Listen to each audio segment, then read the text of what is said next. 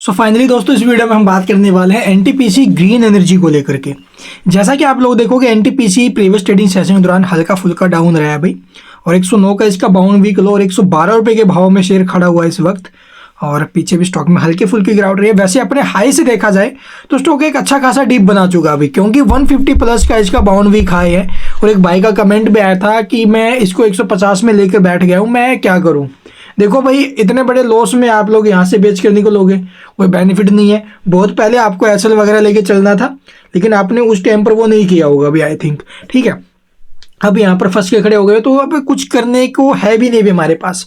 अब तो जैसा है तमाशा देखने का टाइम आ गया है। मार्केट में भी आप लोग देखो, थोड़ा प्रेशर बना हुआ है इस वक्त। कंपनियों के रिजल्ट्स कैसे आ रहे हैं वो भी मेन मायने रखते हैं। तो इस कंपनी के भी रिजल्ट आ गए हैं अभी। कल मार्केट बंद थी लेकिन रिजल्ट आ चुके हैं। इम्पैक्ट कल के दिन देखने को मिलेगा। अब आपको मैं बता दूं एक इंपॉर्टेंट बात, जो कि हर रिजल्ट्स में हमें देखने को मिलता है भाई, और बहुत से रिजल्ट्स मैं आपको बता भी दूंगा। उन कंपनियों के अंदर हमें वो चीज़ें देखने को मिली, लेकिन उसका अपोजिट रहा भी। हाँ, उसका जो इम्पैक्ट है वो सबसे पहले आप लोग देखोगे भी, जो रिन्यूएबल एनर्जी सेक्टर से बिलोंग करी कंपनी है IREDA, Indian renewable energy development agency limited. Company ने ज़बरदस्त रिवेन्यू बनाया, ज़बरदस्त प्रॉफिट बनाया, बहुत अच्छा सब कुछ रहा।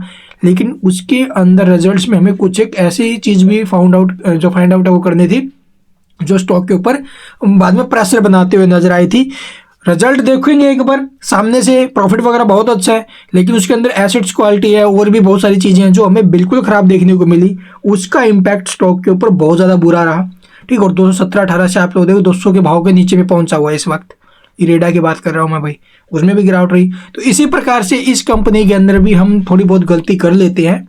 ठीक है, और ख़ासतौर पर जो नए निवेशक है वो यहाँ पर गलती करते हैं। एक दो स्टॉक अच्छी खासी गिरावट के अंदर है, अच्छा खासा प्रॉफिट कंपनी ने दिया, रिवेन्यू बढ़ा है, लेकिन कुछ एक चीज़ें फिर भी हमें नेगेटिव दिखाई दी है इसके अंदर, जो हमें नहीं नज़रअंदाज करनी चाहिए भाई। चलिए मैं आपको दिखाता हूँ इस वीडियो में क्या कुछ रहे हैं। रिजल्ट्स के ऊपर ऑलरेडी मैं वीडियो डाल चुका हूं, और यहाँ पर भी हम डिस्कस करेंगे और कल किस प्रकार से क्या मूव बन सकते हैं, किस लेवल्स के ऊपर हमें फोकस करना चाहिए।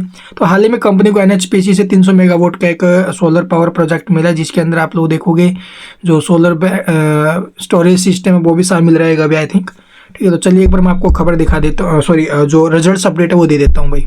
तो आपको मैं दिखाऊंगा अभी इसके जो कंसोलिडेटेड स्टेटमेंट्स है, और यहाँ पर आप लोग देखोगे भी कंपनी का जो रिवेन्यू है वो प्रीवियस क्वार्टर से इंक्रीज हुआ, एंड प्रीवियस ईयर के सेम क्वार्टर से कंपेयर करोगे वहाँ से भी इंक्रीज हुआ, तो रिवेन्यू में जंप है। अब आप लोग देखोगे भी इसके जो ऑपरेटिंग प्रॉफिट्स हैं, ठीक है, ऑपरेटिंग प्रॉफिट्स की बात करें तो क्यों उनके बेसिस पर इंक्रीज होते हुए नजर आ रहे हैं, and year two year basis पर भी इंक्रीज होते हुए नजर आ रहे हैं। ठीक है, अब आप लोग देखोगे इसके जो ऑपरेटिंग प्रॉफिट मार्जिन्स है, तो मार्जिन्स में हमें गिरावट देखने को मिली है।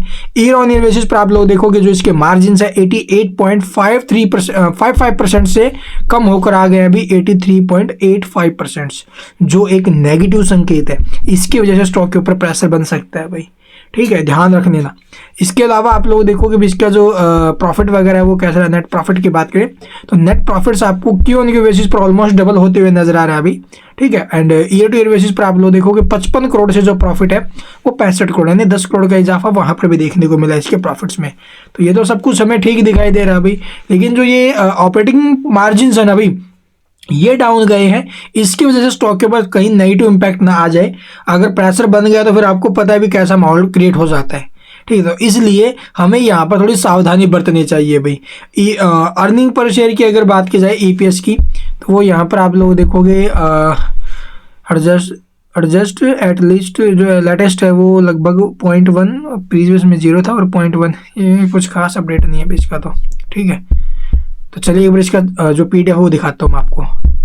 पीडीएफ के अलावा आप लोग देखोगे सीएनबीसी आवास की ऑफिशियल वेबसाइट के ऊपर भी न्यूज़ आई हुई है। जैसा कि आप लोग देखोगे कंपनी के मुनाफे में 52.3% का उछाल रहा है। कमाई आप लोग देखोगे जो है 460 करोड़ पर पहुंच गया, 461 करोड़ के आसपास। लेकिन इबिडा और इबिडा मार्जिन आप लोग देखोगे वहां पर दबाव बनते हुए नजर आ रहा है भाई।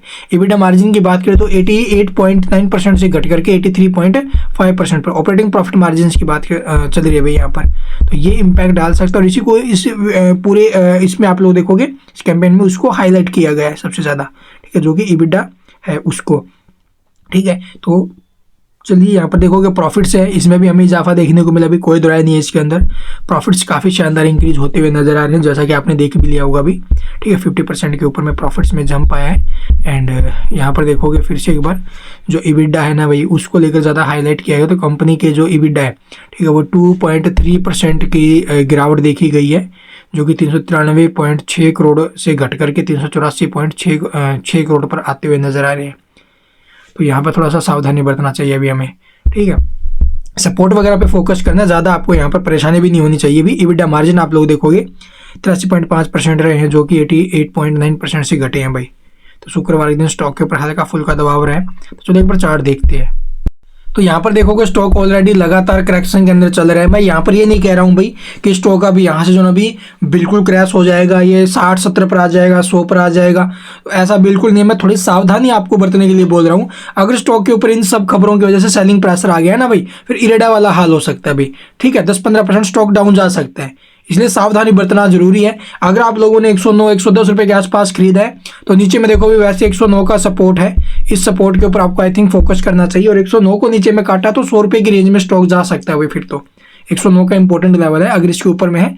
और या फिर आप लोग देखोगे वन डे टाइम फ्रेम के ऊपर, ट्रेंड लाइन के ऊपर में काटता है, रिजल्ट के बाद एक अच्छा इंपैक्ट भी आ सकता है, और 130 रुपए के आसपास के मूव हमें ऊपर में देखने को मिल सकते हैं भाई, ठीक है। तो इस वक्त मैंने आपको सिर्फ एक ही चीज़ के ऊपर फोकस करने के लिए बोला, EBITDA और EBITDA मार्जिन जो गिरे हैं उसके ऊपर हमें जो थोड़ा फोकस करना चाहिए।